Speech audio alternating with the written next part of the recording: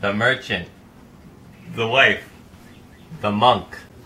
There was a rich merchant that lived in St. Denis who foolishly took a beautiful woman for a wife. People considered the merchant wise because of all of his riches. He kept a fine house, which was always full with visitors. Mostly notable, a handsome monk by the name of Don John, whom the merchant called his cousin. The monk and the merchant grew up together and were born in the same village. They pledged alliance to each other as long as they lived. One day, the merchant planned a trip to Bruges to buy goods. The merchant invited his cousin, the monk, over to his house for a day or two so that they could spend some time together before he left to Bruges. On the third day, the merchant awoke early to count and kept track of his wealth. The monk had also risen early that day and walked back and forth around the garden until the merchant's wife appeared.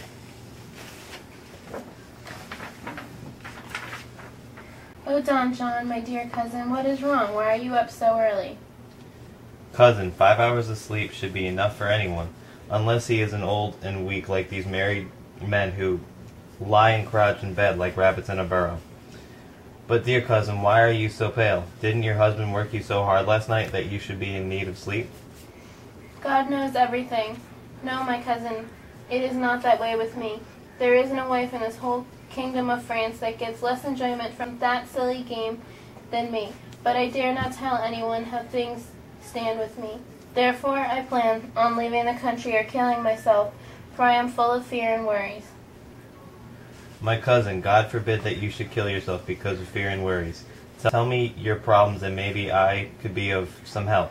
Tell me everything. I will keep it a secret. I swear on my life, I will never willingly or unwillingly tell or give away any of your secrets. I say the same to you. I swear to God that I will never let men tear me to pieces or that I should go to hell. I will never reveal your secrets. I say truly for love and trust.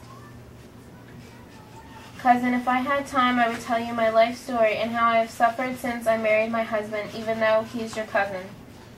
No, by God, he is no more a cousin to me than a leaf from a tree. I only call him cousin to have a better friendship with you, whom I especially love above all women. Tell me your troubles now, before he comes down. My love, dear Don John, I can no longer conceal my secret. My husband is the worst man towards me that ever was since the world was made. But since I am his wife, it is not fitting that I discuss our private affairs with anyone. Only this much I shall tell you. He is not in any way worth the value of a fly, but most of all, his stingingness grieves me. Women naturally desire the same 6 things as I. They want their husbands to be brave, wise, rich, generous with their money, obedient to their wife, and lively in bed. But in order to dress properly, I must pay 100 francs or else I am lost.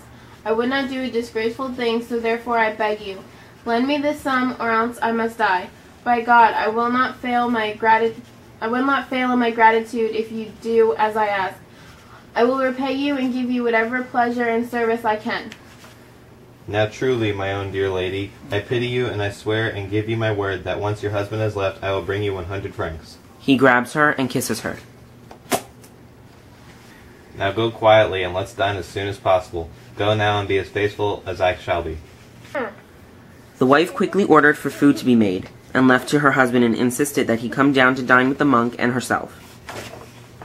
A mass was hastily said, and the dinner table set, and at once they went to dine.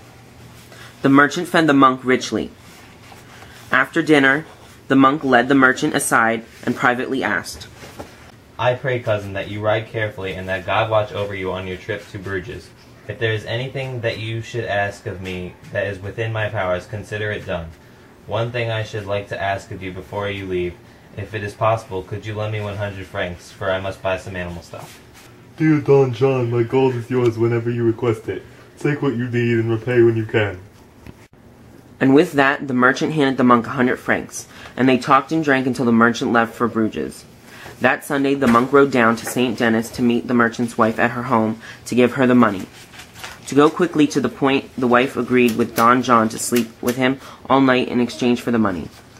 All night they worked merrily until dawn. The merchant returned to St. Denis and feasted with his wife. The merchant went to visit Don John to pay him a friendly visit. They feasted, and the monk told the merchant that his wife had received the 100 francs. The merchant returned home to his wife and bedded her. After some teasing, the merchant angrily said, I'm a bit angry with you. Why did you not tell me that Don John paid you 100 francs? He considered himself a little mistreated when I spoke about borrowing. I pray you, wife, never do that again. And with this, the wife throws a fit and demands that from now on the merchant shall pay her in order for her to give her body to him. The merchant saw that there was no remedy to this, and that scolding would only be foolish. He only asked her to take better care of his money. And thus ends the Shipman's Tale.